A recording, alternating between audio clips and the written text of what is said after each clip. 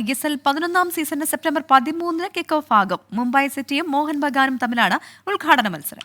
തിരുവോണ നാളായ സെപ്റ്റംബർ 15-ന് കൊച്ചിയിൽ പഞ്ചാബ് എഫ്സിക്കെതിരെയാണ് കേരള ബ്ലാസ്റ്റേഴ്സിന്റെ ആദ്യ മത്സരം. ഇന്ത്യൻ സൂപ്പർ ലീഗിൽ 2016-ന് ശേഷം ഇതാദ്യമായി കേരള ബ്ലാസ്റ്റേഴ്സ് ഇല്ലാത്തൊരു ഉദ്ഘാടന മത്സരം. കഴിഞ്ഞ സീസണിലെ ഫൈനലിസ്റ്റുകളായ മുംബൈ സിറ്റി എഫ്സിയും മോഹൻ ബഗാൻ സൂപ്പർ ജയന്റും കൊൽക്കത്ത സോൾട്ട് ലേക്ക് സ്റ്റേഡിയത്തിൽ ഏറ്റുമുട്ടുന്നതോടെ 11-ാം സീസണ് തുടക്കമാകും.